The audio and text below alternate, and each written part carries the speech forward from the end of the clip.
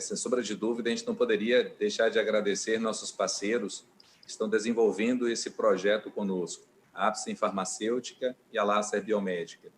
Eles ingressaram de cabeça nesse projeto de que é compartilhar conhecimento. Na verdade, nós estamos entrelaçando o Brasil, conectando o Brasil nesse momento de pandemia.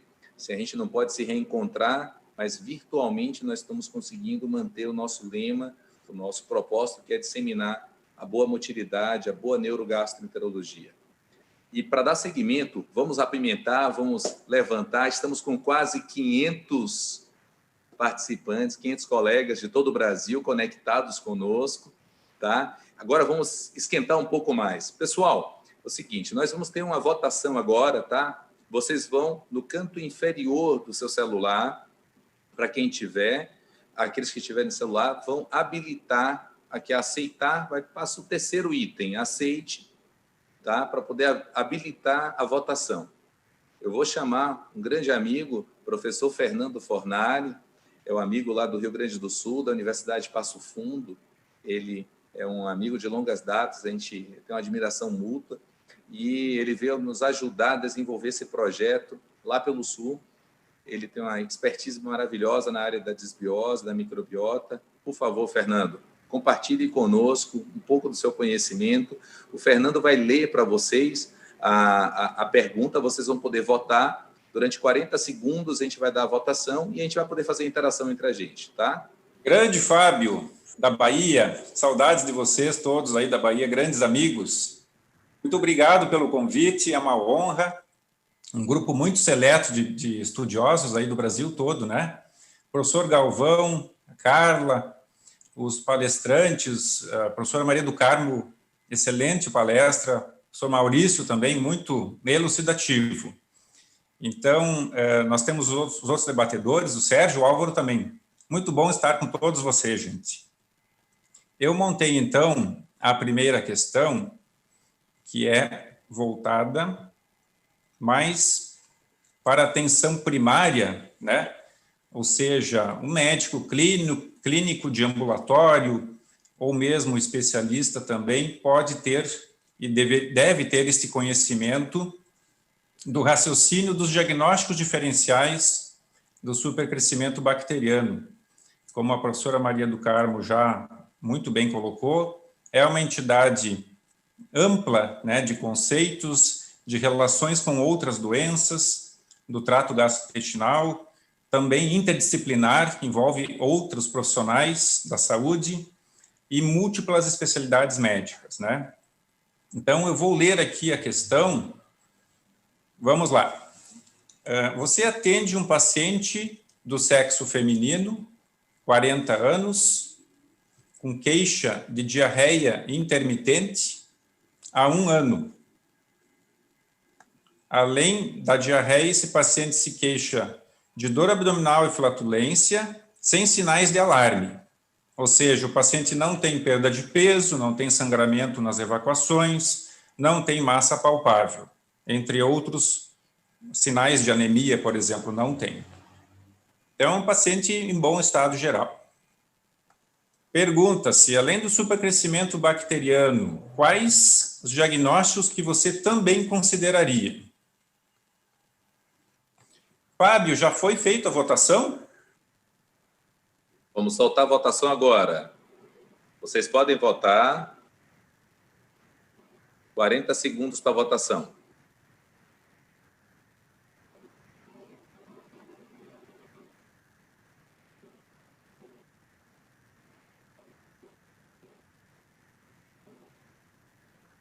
Na sua experiência, Fernando, o quanto você pega pacientes com supercrescimento bacteriano e que não é diagnosticado na unidade básica ou no primeiro atendimento? Essa é uma boa pergunta. Na verdade, como o supercrescimento bacteriano ainda tem muito para ser respondido por estudos, na questão epidemiológica nós não temos ainda dados precisos, mesmo internacionais, né? Mas na nossa prática clínica, é muito comum o paciente que tem a queixa do supercrescimento. E como já foi visto pelas palestras dos palestrantes, é uma entidade relativamente comum. Certamente nós teremos estudos aí nos próximos anos que vão nos dar essa resposta, dados de prevalência, né? Tem múltiplas relações. Tem pacientes que têm sintomas mais brandos, tem pacientes que têm condições clínicas subjacentes mais severos, com malabsorção, desnutrição, né? Essa pergunta aqui é de um paciente que tem sintomas mais brandos, um quadro mais arrastado, e que são Fernando, muito comuns essas queixas na prática clínica. nossa plateia, 87% votou na letra D.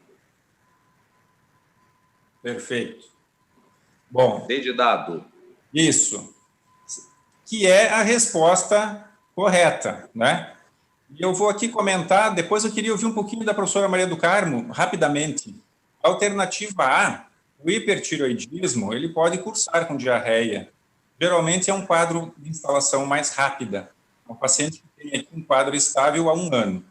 A síndrome do intestino irritável com predomínio de diarreia é um diagnóstico diferencial a ser considerado nesse caso. E a neoplasia de cólon, 40 anos de idade, sem sinais de alarme, daí já é menos provável.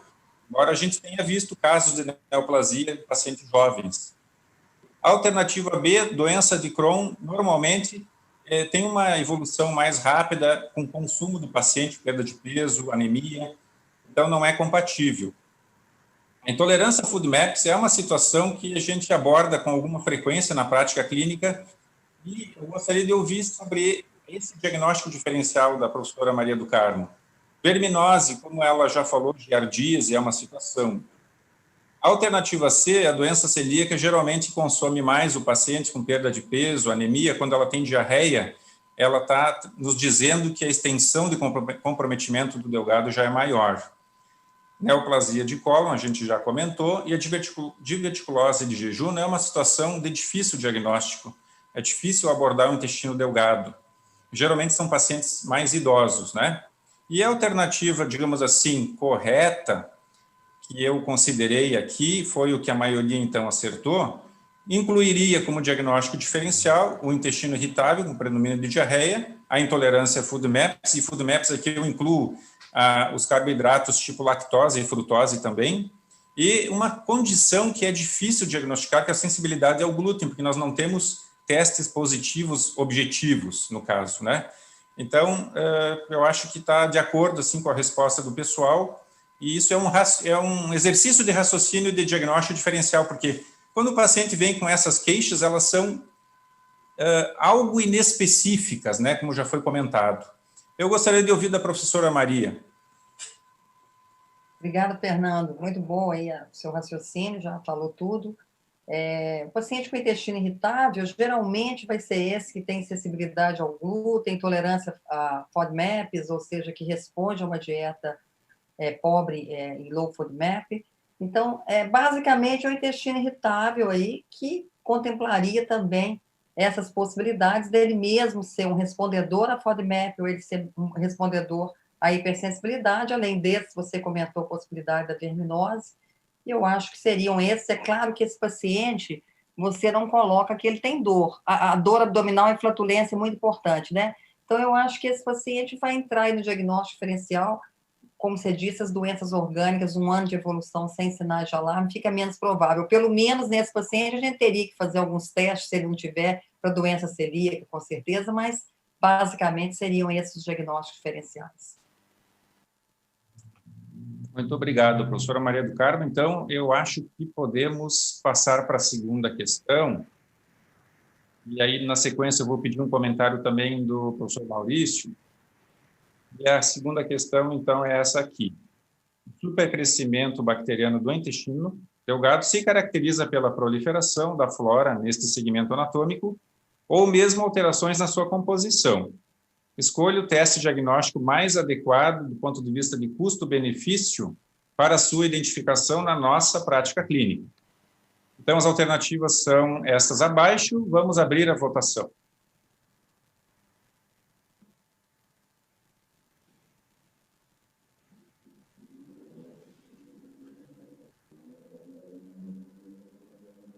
O Fernando, como é que está a sua prática no seu dia a dia do teste respiratório lá em Passo Fundo?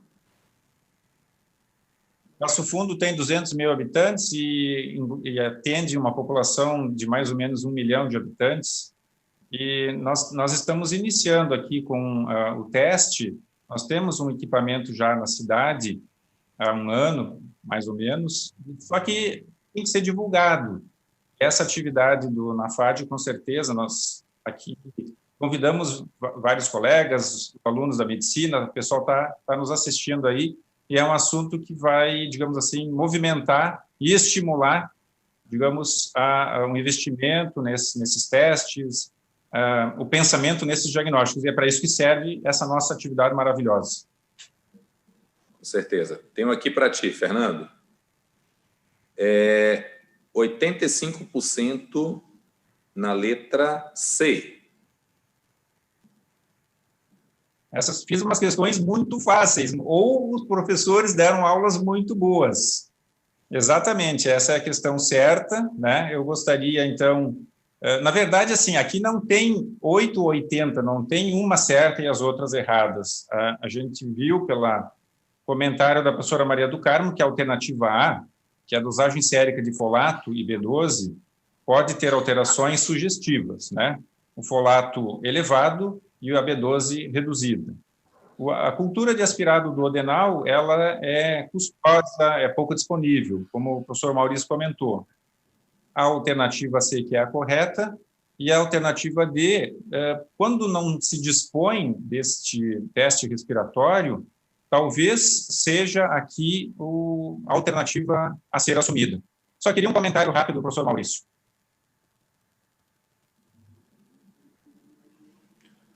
Tira o mudo, Bravin. Bravin, tira o mudo.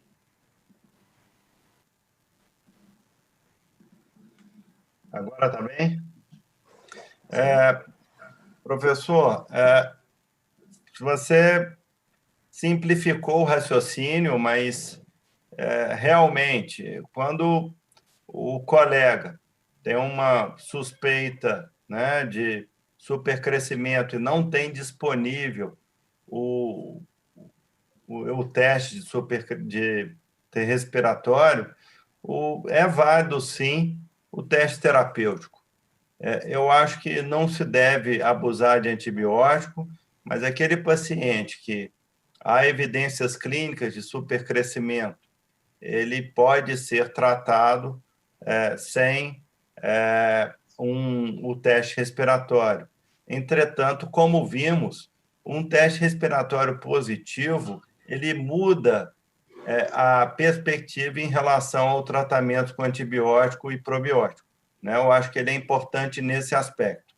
E acredito que é um teste muito barato e muito seguro e que pode facilmente ser disponibilizado em qualquer local, né? Então, colegas que se dedicam às doenças funcionais gastrointestinais, eu acho que poderiam realmente realizar esse teste no próprio consultório. Eu acho que é uma coisa muito interessante de ser feita. Obviamente... Muito obrigado, professor. Obrigado, professor Maurício.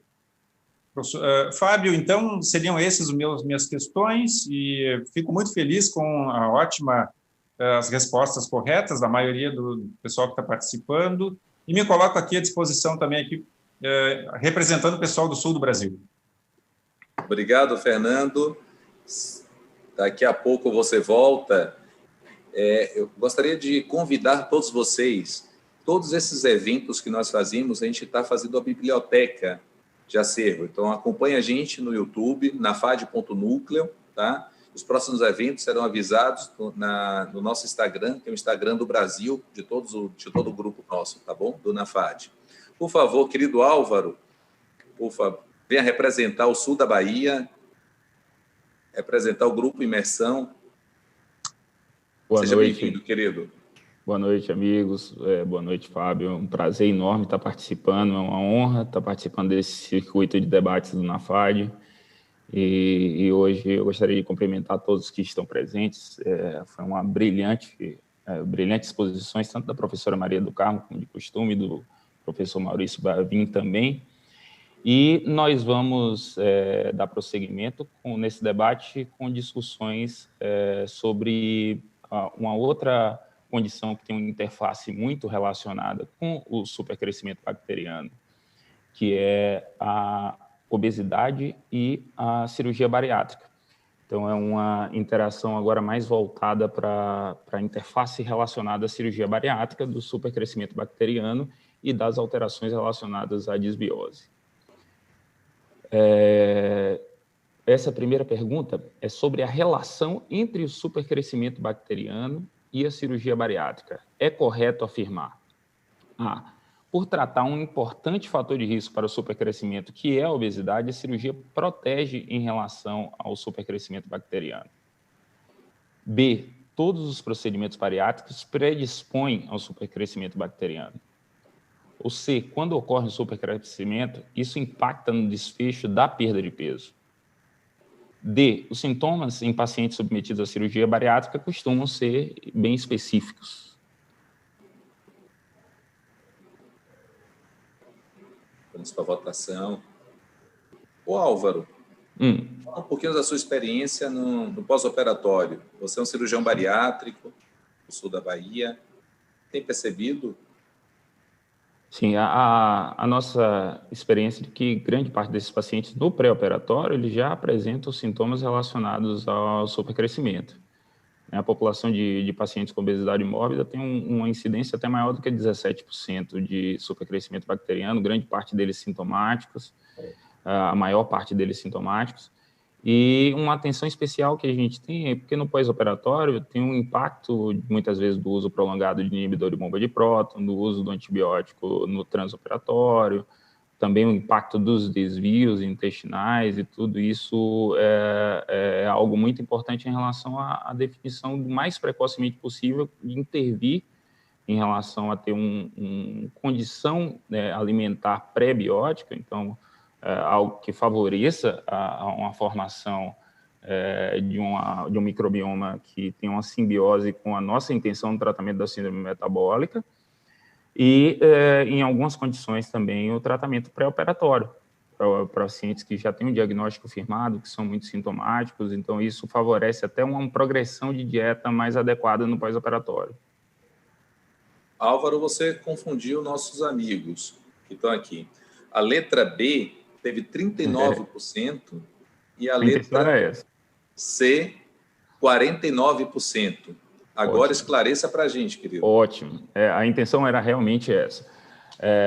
Primeiro, a letra A ela é realmente interessante porque os pacientes com obesidade, a obesidade em si, a síndrome metabólica, o diabetes, são fatores que favorecem o supercrescimento. Ele é mais incidente nos pacientes obesos, então a incidência é maior, mas após a cirurgia bariátrica, principalmente quando nós falamos da realidade das cirurgias com desvio intestinal, nós temos um aumento da incidência de supercrescimento bacteriano. Então, o que era no pré-operatório em torno de 17%, isso sobe no pós-operatório de cirurgias com desvio intestinal, como bypass, por exemplo, para até 40%.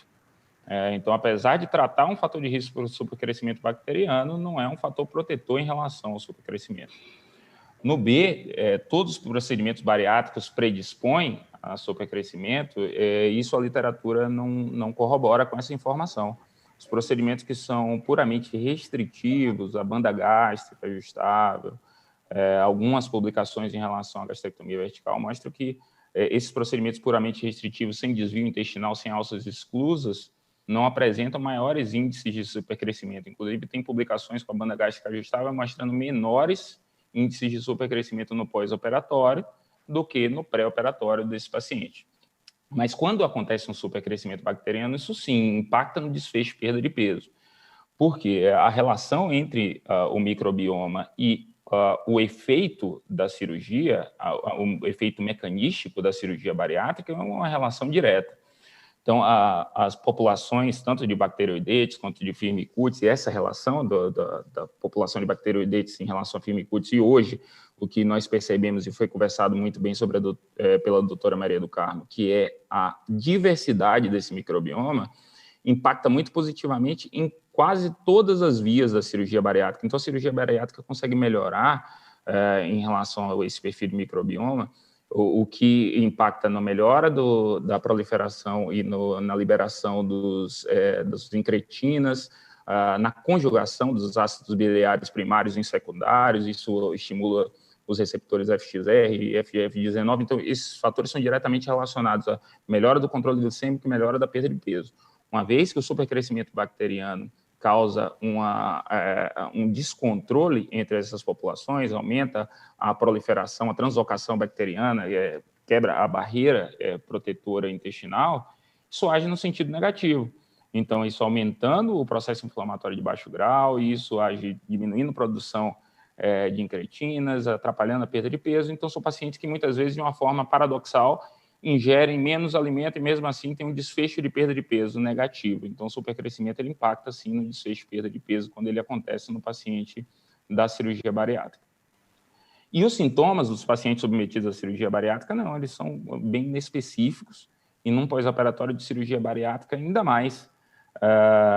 Muitos desses sintomas podem ser atribuídos realmente a somente um pós-operatório com uma evolução mais prolongada e os sintomas, assim como os pacientes em geral, são sintomas do trato digestivo bem inespecíficos. Queria a opinião da professora sobre esses, principalmente em relação a essa questão dos sintomas no pós-operatório da cirurgia bariátrica e no desfecho de perda de peso, nesse impacto da supercrescimento bacteriano no desfecho de perda de peso do paciente bariátrico. Ótimo, ótima abordagem, excelente a sua abordagem, eu acho que você já falou tudo, e realmente impacta mesmo, né, na perda de peso, é uma coisa que tem que ser pensada pelo cirurgião, o tratamento melhora essa possibilidade da resposta favorável ao emagrecimento. Os sintomas são totalmente inespecíficos, né? Alguns pacientes podem ter só distensão, eles ainda são obesos, já no pós-operatório, enfim, confunde aquela distensão, aquela sensação de flatulência com a própria cirurgia, se não é uma reação à cirurgia. Então, a gente não tem sintoma específico, os procedimentos bariátricos, como você disse, alguns predispõem menos ou não predispõem, mas todos eles que levam a bypass geralmente predispõem. E a obesidade e a síndrome metabólica também, né, tem muito supercrescimento. Então, acho que o seu comentário foi perfeito e podemos seguir em frente. Então, vamos passar para a segunda questão. Qual a principal alteração nutricional em que devemos suspeitar, dentre as opções citadas, claro, qual é a principal alteração nutricional em que devemos suspeitar do supercrescimento nos pacientes pós-bariátrica? Isso, claro, entre as alternativas ofertadas. A, deficiência da vitamina E. A, B, hipoalbuminemia. C, deficiência refratária de tiamina. Ou D, a deficiência aguda do ferro.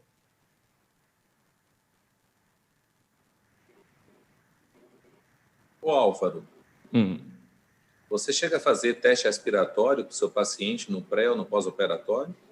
Não de rotina, no protocolo disso? A nossa opção é sempre nos pacientes sintomáticos em que há suspeição, sim, desde o pré-operatório, até porque há um grande benefício em se tratar esse paciente antes da cirurgia bariátrica.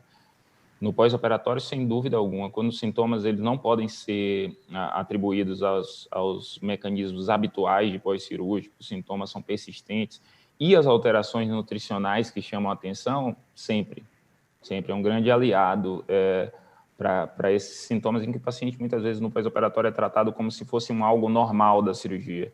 Não, esses gases são normais, ou não, essa deficiência a gente tem que repor algumas vezes, e muitas vezes esses são sinais muito importantes relacionados ao supercrescimento. Perfeito, querido. Confundi de novo. Está saindo ainda. Como indicação, paciente de diarreia, Álvaro, no pós-operatório, qual momento você aborda com o teste respiratório? Na nossa realidade hoje, em que nós ficamos entre duas cirurgias, né, bypass e sleeve, com mais de 95% do consultório, a diarreia ela não costuma ser um sintoma frequente relacionado à cirurgia propriamente dita. Aí, qual é o nosso roteiro diagnóstico? Primeiro, afastar a possibilidade de processos infecciosos intestinais e também das intolerâncias alimentares. Esse é realmente o nosso primeiro passo. Segundo é a avaliação do segmento nutricional do paciente. Uma vez que esse paciente não tem sinais infecciosos, não tem sinais de intolerâncias alimentares, aí o nosso próximo passo é realmente a pesquisa do supercrescimento bacteriano. Perfeito. A busca nossa sempre é essa, de dar uma abordagem prática ao colega que está atendendo em qualquer lugar. Já está quase saindo. Fábio. Oi, professora. O professor Álvaro falou da possibilidade de intolerância alimentar, do pós-operatório, do bariátrico. Em qualquer situação em que a gente vê um paciente com intestino irritável, ou mesmo com qualquer suspeita de intolerância alimentar ou supercrescimento, o ideal é pesquisar primeiro o supercrescimento, se for através do teste respiratório, principalmente, porque esse paciente pode, pelo supercrescimento, estar temporariamente com intolerâncias alimentares. Tratado o supercrescimento, aí faria outros testes para frutose, lactose. Então, na suspeita de um supercrescimento, primeiro teste a se fazer é o de supercrescimento. E, né, Maurício, isso é dito até pelo consenso americano também.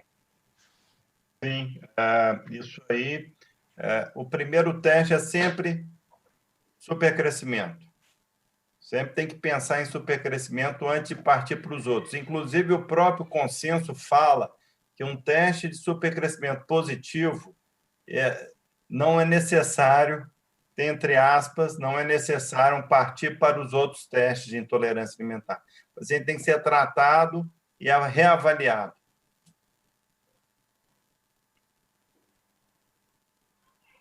Só confirmar aqui.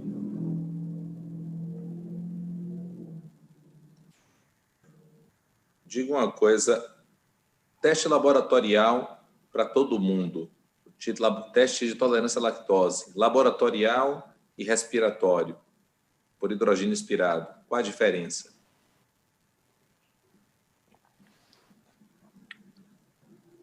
Bravin? Por uma questão de custo, a gente acaba ainda fazendo o teste laboratorial, né? Agora, eu acho o teste respiratório ele mais completo. Ele monitora os sintomas do paciente. Então, além da má absorção, ele pode dar o diagnóstico, por exemplo, da hipersensibilidade à lactose, onde o paciente tem uma absorção adequada dessa lactose, entretanto, induz sintomas. Esse tipo de monitorização, por mais fácil que seja ser feito, o laboratório não nos fornece. E especialmente nas primeiras 8 horas pós a ingestão do substrato, qualquer sintoma, esse substrato pode desenvolver um sintoma. Então, a gente busca monitorar isso, mesmo com o paciente, mesmo fora das 3 horas do teste que é feito dentro do nosso serviço. Ô, Maurício, eu geralmente falo com todo paciente que vai fazer o teste respiratório, o teste sanguíneo, e isso vai acontecer, o paciente às vezes está num lugar que não tem o teste respiratório, ele vai fazer o teste sanguíneo. É preciso que nós médicos, falamos com o paciente, olha, naquele dia do teste, você vai fazer do sangue, você vai tomar um líquido, que é a lactose, você vai monitorar seu sintoma o dia inteiro, pelo menos por 8 horas após o teste. Ele faz para mim, até se for o caso, escrito, porque o laboratório não vai fazer essa pergunta, como vocês fazem no teste. Então, ele monitoriza. Para mim, é mais importante essa resposta dele do que o resultado que o laboratório vai me dar. Perfeito, eu faço a mesma coisa. Além de dar a informação de que se o resultado. paciente realmente tem intolerância ou não tem, ele dá uma informação que é muito específica, de se o sintoma que o paciente refere tem a ver com a intolerância ou não. Essa é a grande vantagem do teste. Pronto. Fixou. Letra C, Álvaro, 55%, tá? E letra D, 24%. 24%, ótimo. Para não facilitar muito, eu não coloquei a opção relacionada à vitamina B12 e o folato, né, que foram muito bem comentados pela doutora Maria do Carmo, mas tem uma questão que é muito específica nos pacientes pós-bariátrica, que é a deficiência refratária da tiamina. São pacientes que têm deficiência de vitamina B1, em que muitas vezes reposta essa deficiência continua, porque não é somente um déficit em relação à absorção ou à captação da vitamina B1, mas é porque esse supercrescimento bacteriano favorece muito a proliferação de bactérias que são produtoras de tiaminase. E essa tiaminase é responsável pela degradação de grande parte da vitamina B1, que ela é ofertada, principalmente quando ela é ofertada por via oral. Então, nesses pacientes do pós-operatório de cirurgia bariátrica, em que frequentemente a vitamina B12 há deficiência, claro que a relação com folato alto chama muita atenção para um supercrescimento bacteriano, mas em havendo uma deficiência de vitamina B1 refratária à reposição, sem dúvida alguma, é importante pensar como primeira hipótese diagnóstica o supercrescimento bacteriano. Doutora Maria do Carmo, a senhora gostaria de comentar sobre isso? Não, em relação a... Só lembrar do folato, como você falou, da deficiência da B12 e da deficiência refratária de tiamina. Pelo supercrescimento, seria isso. Claro que eles podem ter essas alterações aí, mas perfeita, na pergunta que a gente aprende aí com todos vocês, né? Tá ótimo. O posicionamento da principal alteração, claro, todas as alterações nutricionais, elas podem ser consequência do supercrescimento bacteriano por vários motivos, até por alterações em relação à ingesta, os pacientes submetidos de longo prazo ao supercrescimento, mas em relação à suspeição, sem dúvida alguma, a deficiência de refratária de tiamina ela é a mais importante. Eu gostaria de agradecer novamente a todo o grupo na FAD, ao Galvão, ao Antônio Fábio, grande amigo, Maurício Bravin, doutora Maria do Carmo, agradecer também a doutora Carla Granja, o Fernando Fornari, ao doutor Sérgio Borges, todos pela presença aqui hoje. Para mim é uma honra, eu estou sempre à disposição do NAFAD. Vou chamar agora um grande amigo, o querido Sérgio. Sérgio, ele é uma nova aquisição para o NAFAD, interior de São Paulo, e abraçou com todos os braços possíveis essa nova causa. Por favor, Sérgio, seja bem-vindo. Muito obrigado pela sua participação, querido.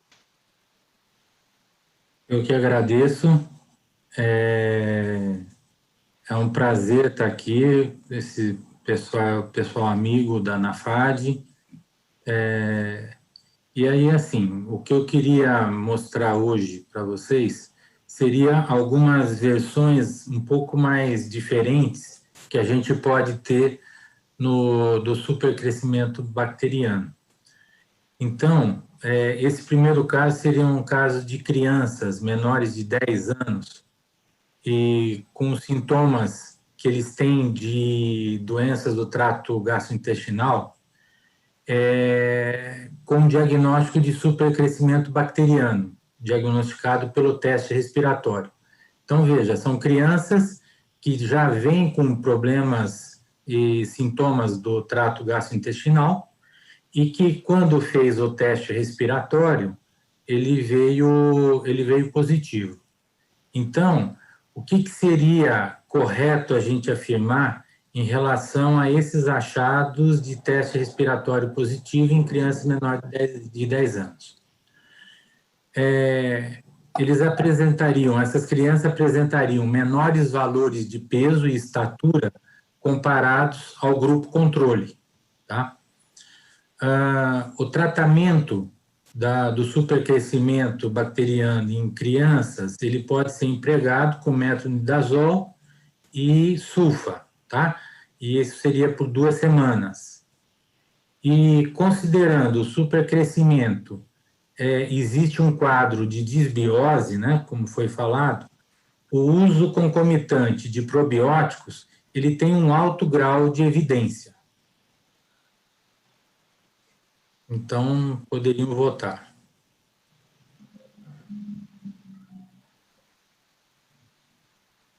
Professora, a senhora tem pego na população adolescente, a população infantil? Supercrescimento, como é que está? Na população pediátrica, eu não atendo, Fábio. Assim, tem na literatura, a gente sabe, né, dessa possibilidade, tem colegas gastropediatras que a gente discute em alguns casos, mas em adolescente muito, muito frequente, até porque são eles que têm quadros funcionais, essas diarreias crônicas, talvez isso mude, isso varie de estado para estado, de região para região. Claro que a gente tem que lembrar das parasitoses nas crianças, com diarreia e tudo, mas supercrescimento é muito possível, e eu tenho vários casos aí de adolescentes, a partir de 13, 14, 15, que a gente começa a atender, com melhoras muito significativas com o tratamento. Ó, vamos voar, porque o chat está bombando, bombando, Carla está lá esperando a gente. Sérgio, deixa eu te dar um dado aqui, muito bom. A, 37%, B, 33%, C, 30%, Sérgio. Desligue para a gente, meu amigo. Pelo amor de Deus, você criou um nó na cabeça para todos nós.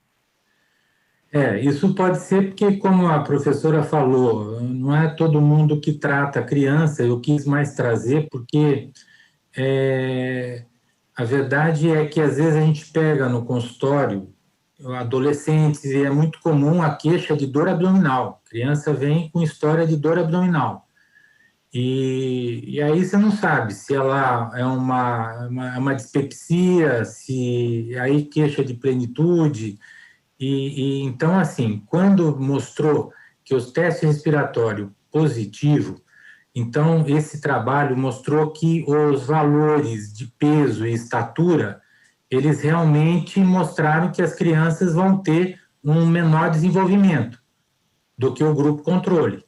E que, quando trata, eles vão poder acabar voltando a ter um peso e estatura que deveria ter. Então, essa questão está certa. E o tratamento realmente vai poder ser para a criança, aí foi empregado o metronidazol e a sulfa, e isso aí teve bons resultados nessas crianças, tá? Agora, considerando que o supercrescimento tem um quadro de disbiose, o problema é que o uso concomitante com probióticos não tem ainda um grau de evidência que mostra que você usando o probiótico, esses pacientes vão poder melhorar. Então, a resposta errada seria C. Tá? Ok. A próxima, Sérgio, olha, nós estamos com o chat bombando, só para dizer para vocês, o Décio, professora Maria do Carmo, disse que se você colocar DU, audiência segura. Estamos com 469 pessoas ainda, colegas todos conectados, que coisa maravilhosa. Então, por favor, Sérgio, vamos animar esse pessoal. Então, essa questão seria para ver a questão errada, né, em relação para afirmar da associação de doença de Crohn com o supercrescimento bacteriano, tá? Então, a primeira alternativa A é que em pacientes com doença de Crohn e supercrescimento bacteriano é uma condição altamente prevalente, tá? Que o fenótipo estenosante e o aumento da calprotectina fecal foram fortemente independentes associados ao supercrescimento bacteriano. O diagnóstico de supercrescimento bacteriano seguido de tratamento é recomendado em pacientes com doença de Crohn especialmente esses pacientes com fenótipo estenosante ou com a presença da inflamação intestinal. E, por último, seria o diagnóstico do supercrescimento, ele foi associado com inflamação intestinal, tá? No caso da calprotectina, e sistêmica, no caso do VHS, do PCR, em pacientes com doença de Crohn.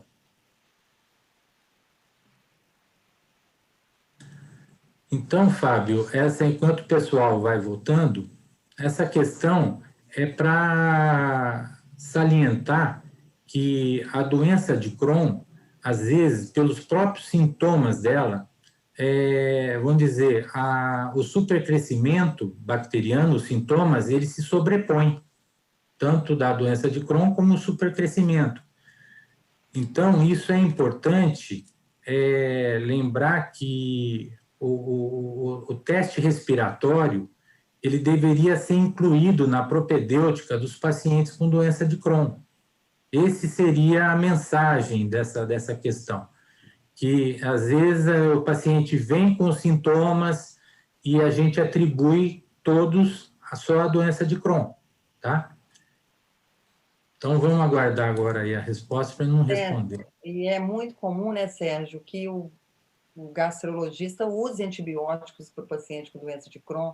Com frequência, ele dá quinolona, com metronidazol, como parte do tratamento, o paciente melhora, e às vezes ele não pensa que ele está tratando um supercrescimento.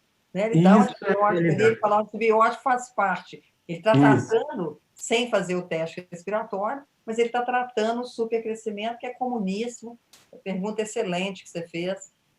Só para reforçar que muitos usam antibiótico, faz parte do arsenal terapêutico, mas só para lembrar que está tratando o supercrescimento, por isso o paciente tem essa resposta positiva.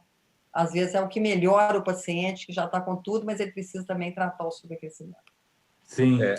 Na Bahia, a gente está com um ciclo de debates, meninos. A gente tem líderes aqui na doença inflamatória intestinal, a professora Genóila, amiga nossa, o Bruno. A gente tem debatido muito isso. Na próxima, eu vou chamá-los aqui, mas vamos lá para o resultado. Sérgio, seu resultado chegou a quase 40%, perdão, 41% letra D, querido. Tá certo. Realmente, comentando rapidamente as questões, então, assim, como eu falei, a doença de Crohn com o supercrescimento, hoje é uma condição altamente prevalente. Ela chega a ser 30% dos pacientes com doença de Crohn, eles vão ter um supercrescimento bacteriano. E aí, como a professora falou, eu mesmo, antigamente, eu tratava, a gente sempre associava quinolona, metronidazol, mas não sabendo o conta de supercrescimento. Achava que ia melhorar na doença de Crohn, mas não sabia que era por conta do supercrescimento que você ia estar tratando. O fenótipo estenosante, nas pacientes que têm doença de Crohn com fenótipo estenosante e o aumento da calprotectina fecal, eles foram realmente indicadores de associação do supercrescimento bacteriano.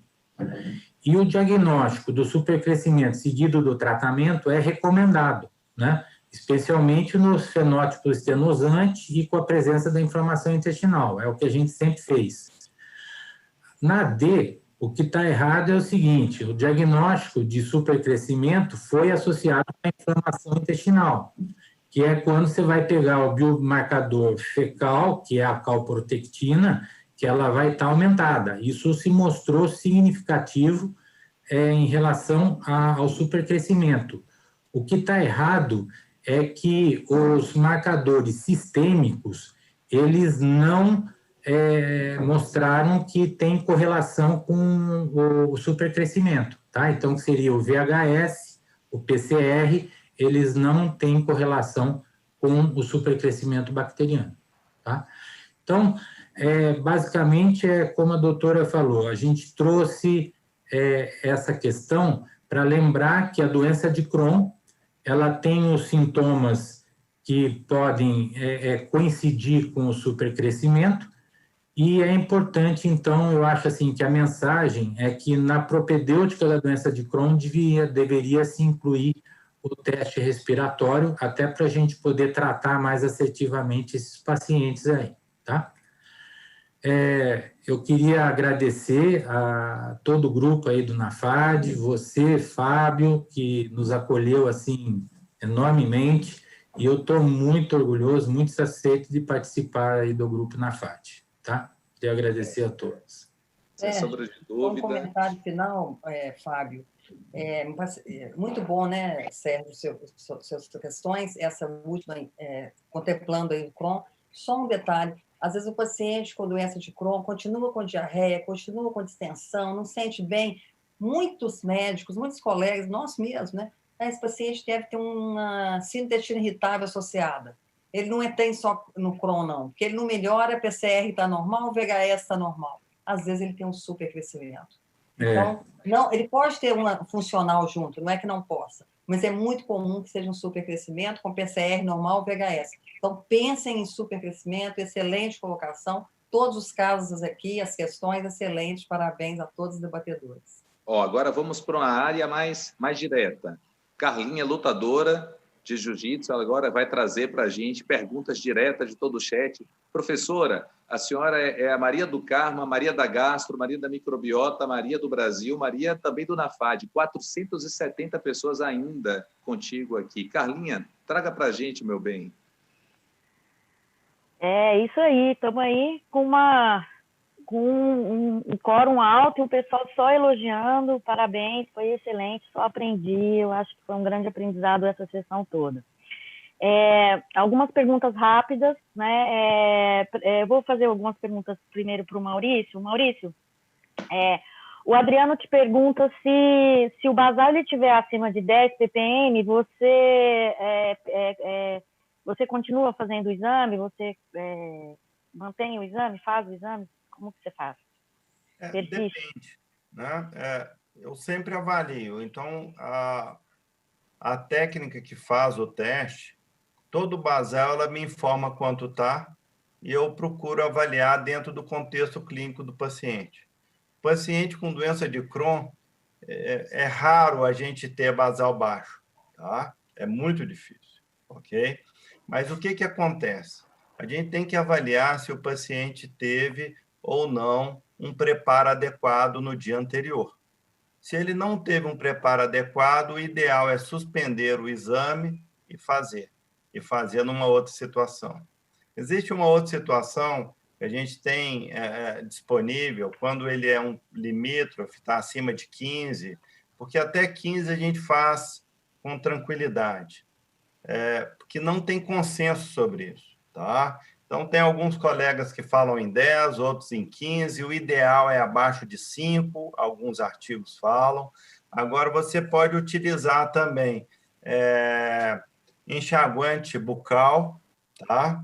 A base de clororhexidina, isso a gente tem lá, e a gente faz o bochecho, espera um tempo e, por vezes, abaixa, porque a flora, a microbiota da boca pode colaborar com esses poucas partes por milhão a mais aí, tá? Isso aí é um detalhe que é descrito, a gente faz e dá certo, tá? Maurício, e outra coisa, só complementando, você respondeu tudo, mas quando tudo isso é feito e o basal ainda é alto, corrigiu, remarcou o teste, alguns autores consideram que esse basal alto, com todas as correções, já é supercrescimento. Isso. Ele também tem o Carlos Enéas, Maurício, pergunta para você o seguinte: se é seguro fazer teste nessa época de Covid, a grande pergunta, né? Professor, também é seguro fazer teste respiratório nesse período de Covid? E ele também pergunta se existe um racional para não suspender IBP antes do teste respiratório.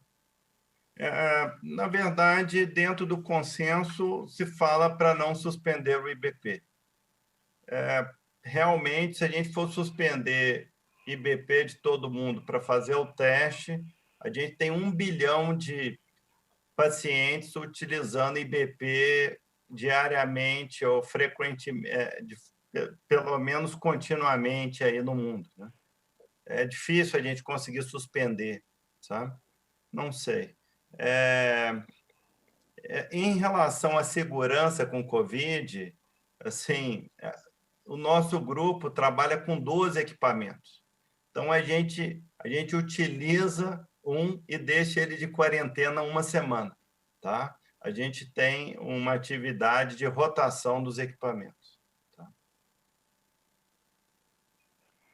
Agora, assim, professor, quando a gente é tão especialista assim, a gente faz a aula, mostra aí o tratamento, o que os guidelines falam, do que o review fala, mas o pessoal quer saber o que você faz, qual é a sua escolha, então não tem jeito, viu?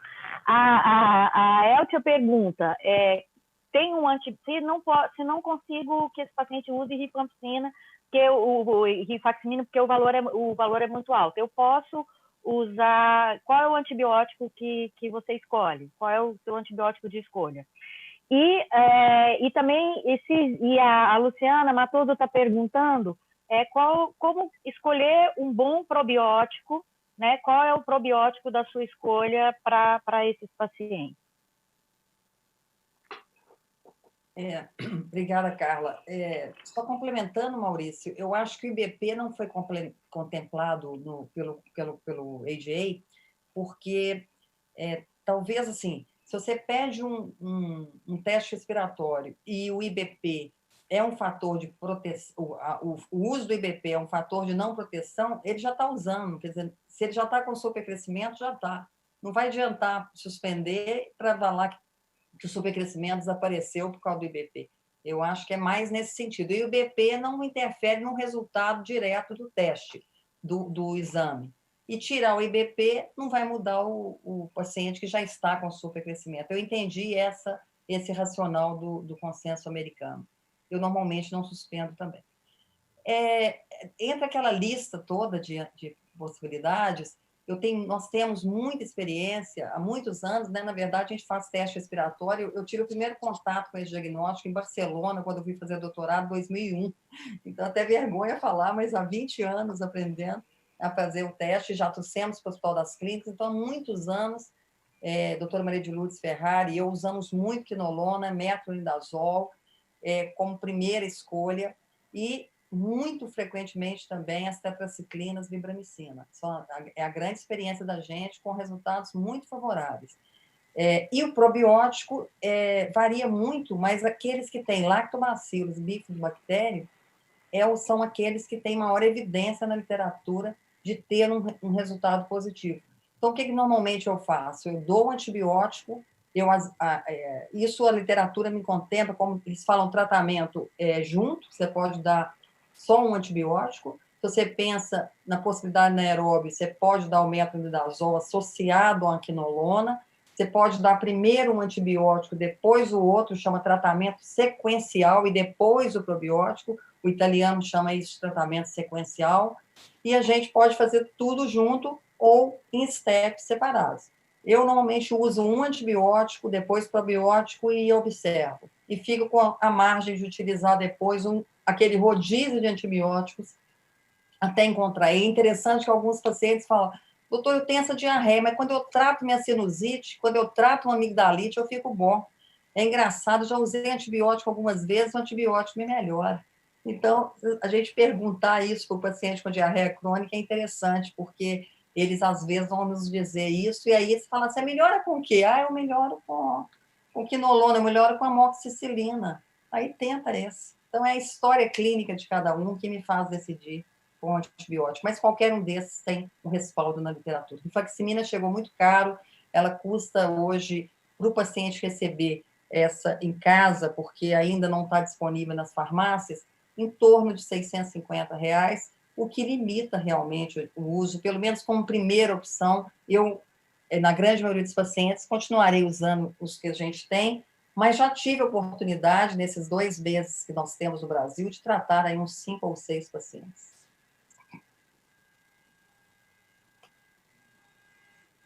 É isso, Fábio. As perguntas do chat são essas, e a opinião de vocês? Eu acho que é isso, né, Maurício? No Covid, a gente tem que ver em cada situação de cada local, de cada cidade, e tentar fazer essa quarentena dos equipamentos, né? Ou marcar com quem não tem uma disponibilidade de equipamento tão grande assim como você tem, aí teria que espaçar mais, né, os exames e marcar com intervalos mais longos para ter esse período de quarentena, não é isso? Para poder fazer os testes. Foi assim que a gente conseguiu, assim, imaginar que a gente traria alguma segurança para os nossos pacientes. Pessoal, é uma grata honra. Primeiro, a gente tem que agradecer. Estamos acostumando a despedida do Zatec, então agradecer a bênção dele. Na Bahia, a gente tem que pedir bênção, e o NAFAD sempre pede bênção para ele, para o Décio, para a gente poder seguir caminho dessa forma que a gente compartilha conhecimento. Agradecer ao grande Viebig, nosso mestre, o incentivador do NAFAD, ele realmente nos incentiva a cada momento. A grande força que a APSEM está nos dando para poder trazer todos vocês para essa plataforma, esse novo modelo da gente poder trazer um conhecimento.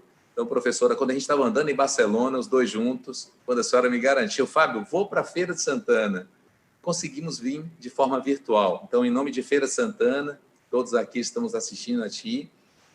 Muito obrigado pela sua disponibilidade. Ao Bravin, brilhante mais uma vez,